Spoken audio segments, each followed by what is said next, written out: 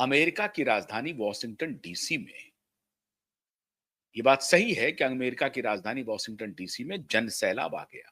उसके पहले लंदन में कहा जा रहा है कि 1.5-2 लाख लोग सड़क पर उतर आए। लेकिन दोनों का संस्कार अलग है, दोनों का प्रदर्शन का मुद्दा अलग है, दोनों का विचार अलग है। लेकिन मोदी विरोधी यहां पर राग अलापना शुरू कर दिए कि मोदी की टेंशन बढ़ गई। क्यों साहब? क्योंकि ट्रंप के खिलाफ आंदोलन शुरू हो गया। क्यों? कीर स्टारमर के खिलाफ आंदोलन शुरू हो गया। क्यों? मैक्रों के खिलाफ फ्रांस में आंदोलन शुरू हो गया। इसलिए मोदी के खिलाफ भी आंदोलन शुरू हो जाएगा। ये नैरेटिव देने की कोशिश शुरू हो गई और पूरा इकोसिस्टम खड़ा हो गया कि देखिए अमेरिका में क्या हो रहा है, इंग्लैंड में क्या हो रहा है, अभी नेपाल में क्या हो गया। मोदी सतर्क हो जाओ, मोदी सतर्क हो जाओ। ये सब चलने लगा। मैं पहले वो एक वीडियो दिखाता हूं जो असल में मोदी के लिए बहुत शुभ संकेत है और ट्रंप के लिए अशुभ संकेत है। उनके पागलपना के लिए अशुभ संकेत है और इसकी अपेक्षा की ही जा रही थी। यह मालूम था कि ट्रंप लंबे समय तक इसका इंतजार नहीं करवाएंगे। वो बहुत जल्दी इस तरह का अवसर वो देने वाले हैं, जो उन्होंने दे दिया। साल अभी नहीं बीता है, अभी नवंबर आना है। नवंबर में अमेरिका में चुनाव हुए थे और जनवरी में जाकर के राष्ट्रपति ने शपथ ली थी। 1 साल के अंदर ही इन्होंने वो मौका दे दिया अपने अपोजिशन को, जो माहौल बनाएगा इंडिपेंडेंट के रूप में, लेकिन वो पूर्णतः प्रायोजित है डेमोक्रेट की तरफ से। लेकिन इतनी जल्दी ये माहौल बनाने का मौका दे देगा, इसकी कल्पना किसी ने नहीं की थी। स्वयं एलन मस्क ने ही नहीं की थी। एलन मस्क जैसा व्यक्ति जो सब कुछ दांव पर लगा करके इनके साथ खड़ा हुआ, डॉज के वो चेयरमैन बने, डिपार्टमेंट ऑफ गवर्नेंस जो है उनका, गुड गवर्नेंस वाला, उसके वो चेयरमैन बने, लेकिन नहीं चली इनके पागलपन की वजह से, बेवकूफाना हरकत की वजह से। कुछ बात तो इन्होंने अच्छी की, डब्ल्यूएचओ से बाहर आए, बहुत अच्छा काम किया। महामारी पर इन्होंने सवाल उठाया, बहुत अच्छा काम किया। फार्मा प्रेमिसेस को बुला करके उनकी हैकड़ी बंद की, बहुत अच्छा काम किया। लेकिन जो महामारी के सबसे बड़े किंगपिन थे, उनको इन्होंने आमंत्रित कर लिया डिनर पर, टेक्नोक्रेट के रूप में। इनको मालूम है कि इनकी सरकार में जो हेल्थ मिनिस्टर है, जिसको हेल्थ सेक्रेटरी कहा जाता है, Robert F Kennedy, John F Kennedy के भतीजे, जो पूर्व डेमोक्रेट रहे हैं, ठीक चुनाव के पहले वो डेमोक्रेटिक पार्टी के उम्मीदवार होना चाहते थे, नहीं हुए। इंडिपेंडेंट उन्होंने लड़ाई लड़ने का सोचा, लेकिन बाद में उन्होंने अपना नामांकन वापस ले लिया, अपना नाम वापस लिया और रिपब्लिकन पार्टी को समर्थन कर दिया, डोनाल्ड ट्रंप को समर्थन कर दिया। उनका एक ही विरोध था, उनका दुश्मन नंबर 1 एक व्यक्ति है, एक बिजनेसमैन है, वो है बिल गेट्स। उस बिल गेट्स को माननीय ट्रंप साहब ने डिनर पे बुला लिया और उनसे राय मशवरा करने लगे।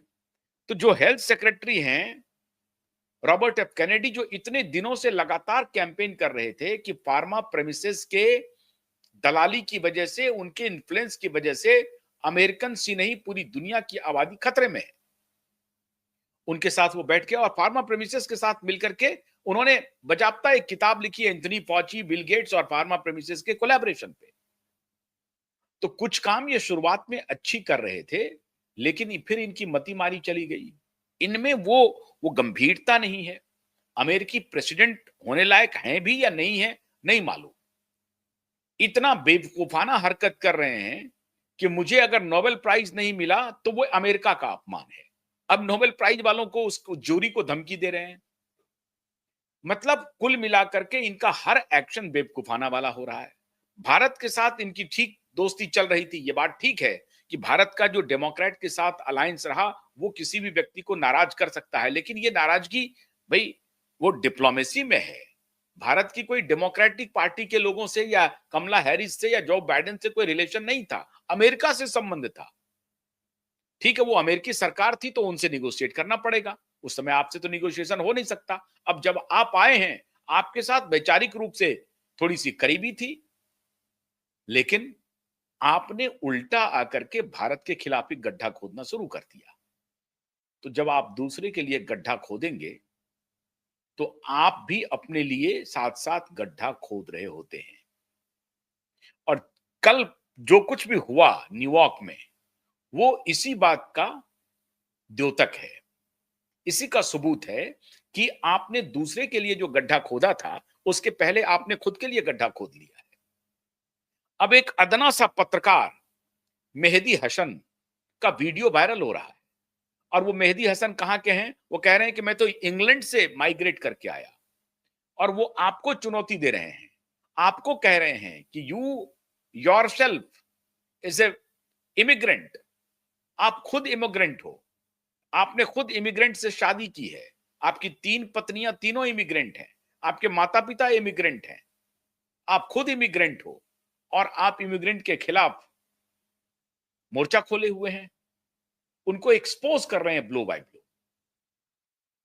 और वो कह रहे हैं कि जो अमेरिकन्स जिन्होंने यहां जन्म लिया है, उससे कम अधिकार जो यहां बाहर से आकर के बसे हैं उनका नहीं है। जन्म ही यहां लेना अपने आप में बहुत अमेरिकन्स नहीं होना है। अमेरिकन वो भी हैं जो बाहर से आकर के अमेरिका को चुना है और अमेरिका के विकास में अपना योगदान दे रहे हैं।